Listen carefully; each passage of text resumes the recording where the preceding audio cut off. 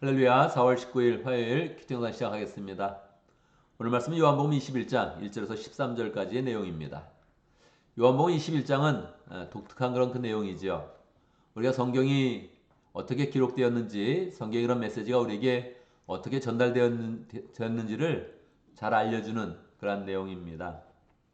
요한복음은 원래 20장에서 대단원의 그런 그 막을 한번 마칩니다. 요한복음은 20장까지 처음으로 이제 기록이 되어졌죠. 그리고 나서 아마 그게 몇 달이 되는지 아니면 1, 2년이 되는지 모르겠어요. 약간의 시간을 두고서 독자들이 요한복음서를 읽은 다음에 그 반응을 보이는데 반응을 보고 나서 조금 더 확인한 후에 다시 이제 그것을 기록한 그런 그 내용입니다. 요한복음을 처음에 보고 나 사람들은 좀 놀랬죠. 왜냐하면 우리가 다 알다시피 예수님의 제자 그러면 분명히 베드로 중심 아닙니까? 그래서 공간복음서에 보면 베드로를 부르시는 장면이 있고 베드로가 앞서 또 신앙 고백하는 그런 장면이 있고 베드로가 무리를 걸어서 예수님 무리로 오실 때 예수님 나도 무리를 걷게 해주십시오 하는 그런 내용이 있지 않습니까? 그래서 대부분의 그런 그 내용들이 베드로를 중심으로 기록된 거예요. 마태복음에 보면 내가 내 위에 교회를 세우겠다. 베드로의 신앙 고백이 있었을 때 예수님이 베드로 위에 교회를 세우겠다 그래서 모든 그런 제자들 중에 베드로는 수제자다 하는 그런 내용을 우리가 알고 있잖아요. 그런데 요한복음에 그게 없는 거예요. 베드로를 불러주신 내용이 없고 누구를 부르십니까? 요한의 그런 부름이 기록되어져 있는 거죠. 오병이어를 할 때도 베드로는 역할이 전혀 없고 거기에 뭐 안드레나 빌립이 자꾸 나오고 베드로에 대한 역할이 전혀 없는 것입니다. 무리를 걷는 그런 사건 전혀 없죠. 베드로의 신앙 고백 전혀 없죠. 그러니까 끝까지 가더라도 베드로가 나타난 그런 내용이 별로 없는 거예요. 예수님의 무덤에 뛰어갔을 때 베드로같이 요한과 함께 뛰어갔는데 거기에서도 사실은 베드로는 아무런 반응이 없고 요한은 빈 무덤을 보고 예수님의 부활을 믿었다. 그런 내용이 나와 있거든요. 그리고 예수님이 최후의 그런 그 만찬에서 베드로가 요한에게 눈짓을 해서 요한에게 이제 묻게 한단 말이에요. 그러니까 베드로가 주도적인 거, 또 특별히 파지티브한 내용이 하나도 없는 거예요. 그러니까 사람들이 이걸 보고 나서 이 좀 이상하다 이 복음서가 이렇게까지 얘기를 한 거예요. 그러면 요한의 입장에서는 어떤가? 요한은 거짓말을 썼나? 절대 그럴 수 없죠. 요한의 입장에서 볼 때는 본인이 가장 사랑받는 그런 제자가 분명히 맞고 본인의 그런 안목 중심으로 이렇게 쓴 것도 뭐 맞단 말이에요. 근데 사람들의 반응이 베드로의 내용이 빠지니까 이거 복음서가 좀 이상하다는 그런 평까지 나오게 된 거예요. 또 하나는 이제 부활하신 그런 예수님을 이제 쟤들이 만났을 때 그 다음에 어떤 일이 기록되어져 있느냐 이렇게 봤을 때 우리가 이제 사도행전을 보면 이제 많은 그런 그 내용들이 있으니까 이 예수님이 이제 부활 후에 제자들이 이렇게 활동했다는 것을 우리가 다 알 수 있잖아요. 그런데 처음에는 이제 복음서만 있었으니까 이 사복음서만 보면 부활한 그런 그 내용에 약간의 혼선이 있습니다. 예수님이 과연 부활하셨을 때 제자들을 어디서 만난 건지 어디서 만났습니까? 예루살렘이냐 갈릴리 지역이냐 이게 굉장히 큰 그런 논란이었습니다. 왜냐하면 복음서마다 약간 차이가 있어요. 이게 통일돼서 보기 어려울 정도의 차이가 있습니다. 그러니까 이 초대 교인들 중에 몇십 년이 지난 후에 약 한 30년에서 복음서가 기록된 것이 한 30년에서 몇십 년 후니까 몇십 년 후에 보니까 그러니까 예수님이 부활한 다음에 어디서 나타나셨냐고 예루살렘인가 갈릴리 지역인가 이런 차이가 분명히 있었어요. 그 부분에 대해서 조금씩 의견이 갈리는데 요거를 어떻게 보냐에 따라서 이제 뭐 좀 다릅니다. 보통 성경에 그런 차이가 있으니까 성경 믿을 수 없다 이렇게 나가는 그런 분도 있고 또 전혀 그렇게 나가지 않고 믿음으로 나갈 때는 어떻게 나가냐면 분명히 성경에 차이는 있다 인정을 하죠. 그런데 그런 차이가 있다면 만약에 이것을 거짓으로 이야기하려면 정확히 잡고 거짓말을 맞추지 않겠어요? 앞뒤를 맞추지 않겠습니까? 그러니까 성경은 차이가 나는 걸 조금 더 고치지 않고 그대로 둔다. 그대로 두고 차이 나는 걸 그냥 인정해버린다. 근데 그럼 나머지 그 여백들은 어떻게 하는 거냐? 차이가 나는 그 부분들을 어떻게 이해할 거냐? 우리에게 믿음을 요구하는 거예요. 우리가 믿음을 가지고 그냥 바라보는 거예요. 이 부활의 기록들이 차이가 좀 있네? 있습니다. 전혀 성경은 당황하지 않아요. 그 차이가 있음에도 불구하고 부활이 너무나 강력한 진실이며 사실이다. 그러면서 우리에게 이제 다가오는 겁니다. 믿음으로 이제 나가는 거죠. 그런데 성경을 기록할 당시 사도 요한은 복음서가 기록된 후에 약 30년 후에 기록했으니까 그런 반응들을 다 안단 말이에요. 사람들이 다 지금 예루살렘인지 갈릴리인지 부활하신 예수님이 어디서 그걸 만났는지를 지금 혼동스러워 하는구나. 이걸 알고 있죠. 알고 있으니까 그 부분을 이렇게 메이크업 해주고 싶은 그런 그 마음이 있었습니다. 예루살렘에서 제자를 만난 것도 맞고 사실은 갈릴리에서 만난 것도 맞다 하면서 이제 두 가지를 정리해서 21장에서는 베드로 중심으로 한번 기록을 해주고 그 다음에 갈릴리 중심으로 기록을 해줘서 이 성경의 전체의 그런 그 내용이 사람들이 의문을 갖고 있는 그런 부분에 대해서 다 모두 사실인데 나는 한쪽만 기록했다 하면서 이 부분을 이제 보완해 나가는 거죠. 우리 신앙생활에서도 이 보완하는 그런 태도가 굉장히 중요합니다. 이 보완하는 태도가 없으면 우리는 무너지게 돼 있어요. 공동체가 깨집니다. 왜냐하면 공동체 안에는 서로 성격이 다르고 방향도 다르고 신앙의 색깔이 다른 사람이 있거든요. 근데 그때 어떻게 할 거냐? 그냥 잘 수용을 해야 됩니다. 우리는 차이가 있는 게 너무 당연한 거예요. 차이를 그냥 받아들이면서 더 큰 하나님의 은혜 가운데 우리가 그냥 들어가는 겁니다. 내가 공체를 품는 게 아니에요. 공체가 나를 품는 거거든요. 그러니까 공체를 크게 보고 예수님을 더 크게 보고 우리의 차이를 그냥 차이 난다 인정해 버리는 거예요. 인정해 버리고 예수님을 중심으로 그냥 모이는 겁니다. 야, 내가 장로님과 차이가 성격이 많이 나네? 많이 나죠, 당연히. 남은 어때요? 예수님이 나 포용하고 있는데, 예수님이 나도 품고 있고, 장로님도 품고 있는데, 내가 집사님하고는 정말로 함께하기 어려울 만큼 성격 차이가 많구나. 많습니다. 아니, 부부간에도 성격 차이가 나는데, 내가 왜 집사님하고 차이가 안 나겠어요? 안 그래요? 아니, 부부도 살아보면 그렇게 차이가 많은데, 집사님하고 차이가 안 나요? 많이 나죠. 많이 나는 게 상관없다고요. 왜? 우리 크신 하나님께서 큰 부모를 다 품어주시는 거예요. 나도 품어주시고 집사님도 품어주시고. 그러니까 사람의 차이를 어려워하지 말라는 거예요. 요한복음은 차이가 난다 인정하고 마지막 부록에서 그냥 품어주는 거예요. 맞습니다. 베드로가 중심적인 거 맞습니다. 속으로는 내가 중심이죠. 나는 가장 많이 사랑받았습니다. 사실 제자들 중에 제가 핵심이었어요. 요한은 그런 마음이 있어요. 그렇지만 사람들이 원한다면 그래요. 베드로가 중심적인 것도 사실이에요. 그래서 그냥 써주는 거예요. 야, 예수님이 분명히 예루살렘에서 나를 만났는데 만났죠. 근데 사람들이 자꾸 갈릴리라 그래요. 그것도 맞습니다. 원래 예수님이 약속해 주셨거든요. 내가 갈릴리에서 너희를 만나리라 약속하셨는데 그래서 우리가 갈릴리에서도 만났습니다. 그 만난 장면을 기록해 주는 거예요. 그냥 기록하는 게 아니라 원래 이게 다 사실이라는 거죠. 신앙의 폭은 정말 넓거든요. 그 넓은 거를 그냥 그대로 인정하는 겁니다. 서로의 차이를 인정하면서 우리가 예수 그리스도로 십자가로 하나로 모여서 공동체를 이제 세워가는 거죠. 그러한 역할을 이 21장이 하고 있는 겁니다. 그런데 21장을 보면서 우리가 더 생각할 점은 무엇이냐?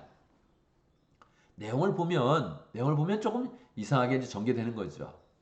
이 부활하신 주님을 베드로가 분명히 만났고 제자들이 다 만나서 거의 확신을 갖고 예수님의 사명을 받고 이제 성령 충만한 그런 가운데 나가게 되는데 마가복음 그렇게 마치거든요.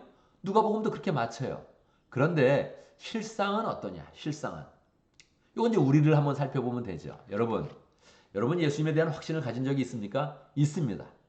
저는 중학교 2학년 때 처음 예수님을 만났어요. 그때 성령을 받고 방언도 하고 막 그러면서 너무 충만해가지고 그냥 기도하기를 몇 시간 동안 막 했죠.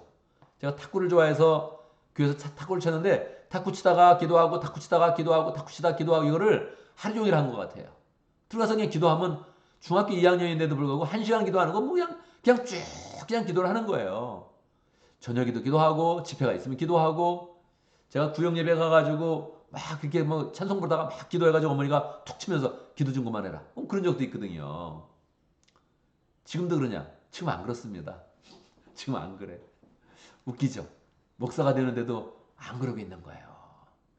이제 그렇게 나가야 되죠. 그렇게 나가야 되죠. 앞으로 안 그럴 건가? 그럴 겁니다. 계속 기도할 거예요. 계속 말씀 볼 거고.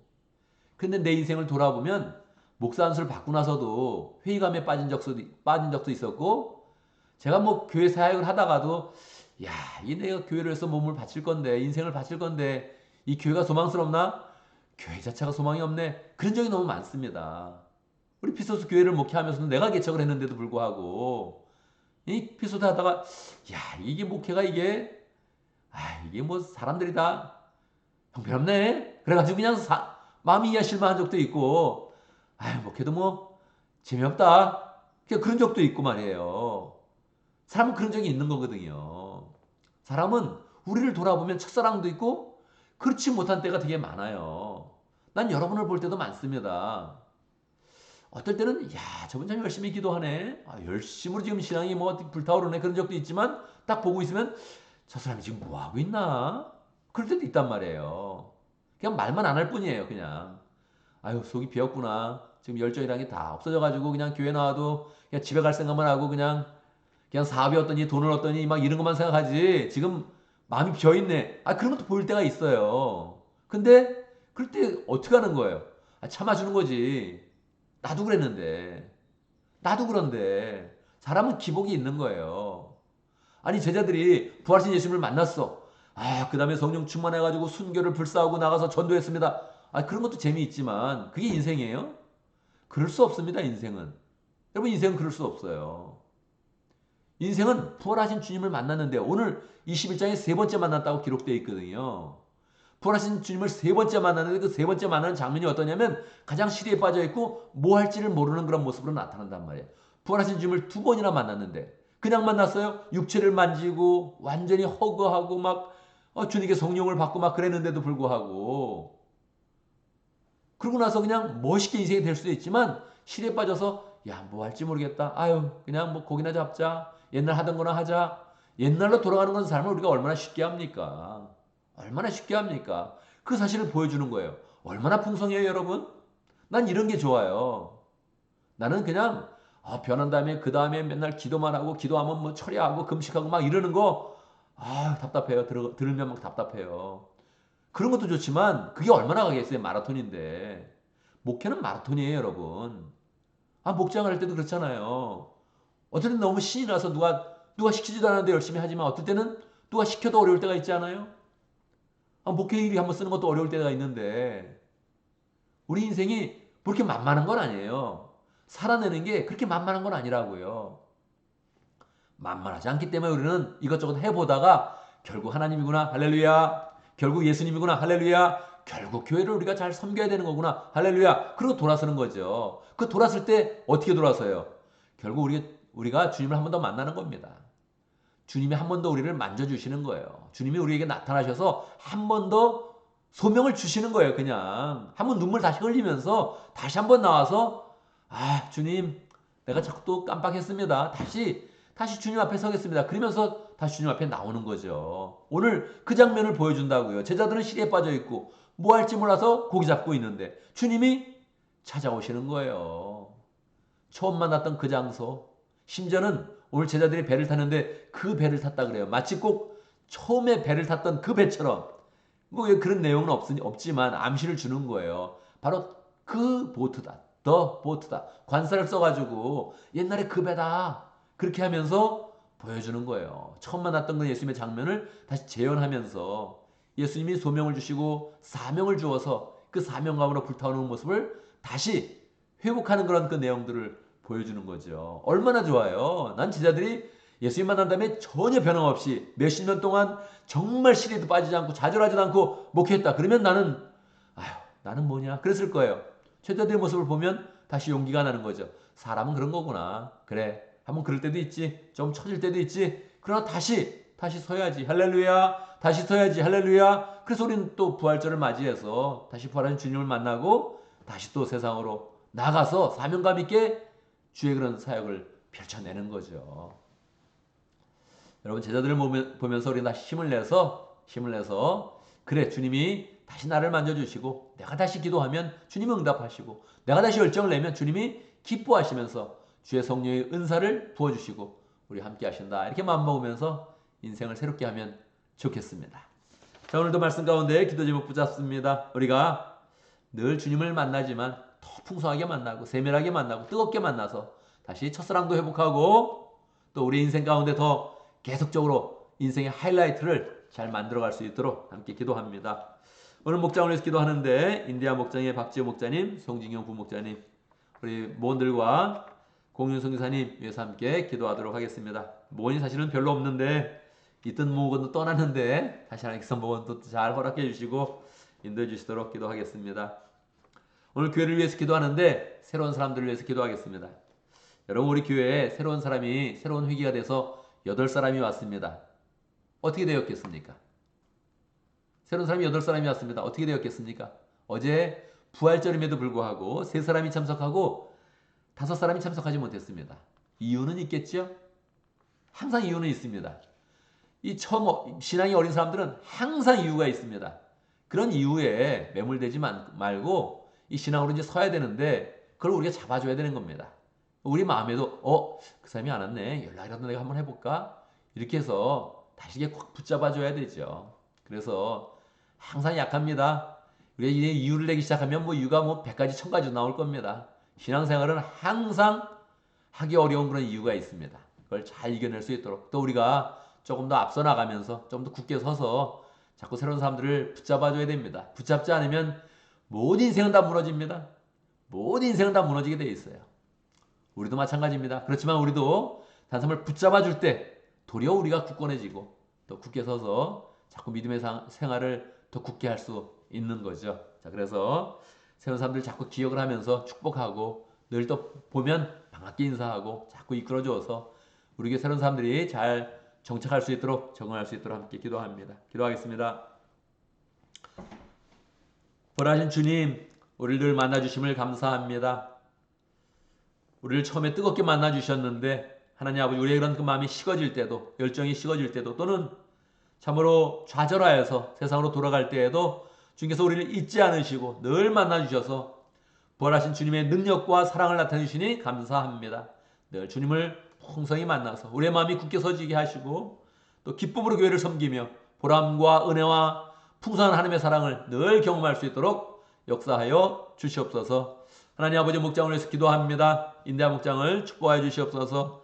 박지호 목자님, 송진경 부목자님 축복하여 주시고 또 목원들 향한 그런 뜨거운 그런 그 마음을 주시고 목장이 모일 때마다 은혜가 풍성하게 하시고 이 젊은 사람의 그런 열정과 은혜와 하나님의 그런 능력이 풍성히 목장을 통해서 나타날 수 있도록 인도하여 주시옵소서. 공윤성 교사님 축복해 주시고 가족과 함께 해주시고 하나님 아버지, 가족이 한 마음으로 인디아를 품고 열정으로 사역하고 있는데 하나님 그 모든 그런 사역 가운데 하나님의 은혜를 부어 주시옵소서. 열매 맺게 하시고 기쁨으로 그 모든 사역을 감당하며 하나님 인생을 드리는 그런 사역인데 마라톤과 같은 그런 인생 가운데서 계속적으로 후원에게로 손길을 받게 하시고 사랑을 입게 해주시고 열정으로 사역을 감당할 수 있도록 축복하여 주옵소서. 하나님 아버지, 우리 교회 새로운 그런 사람들 보내주신 것 감사합니다. 새로운 회개가 되어서 8사람이 왔는데 하나님, 이 부활절이 되어도 나오기 어려운 그런 여러 가지 이유가 있었습니다. 하나님 축복해 주시고 잘 붙잡아 주시고 인도해 주시옵소서. 우리도 새로운 사람을 귀히 여기며 믿음의 가족으로 여기며 사랑하며 믿음을 굳게 서서 잘 이끌어주는 그런 가운데 우리의 마음도 굳세지고 공동체는 든든해지고 우리는 그 마음 가운데 기쁨과 은혜와 사랑이 충만하도록 역사하여 주옵소서.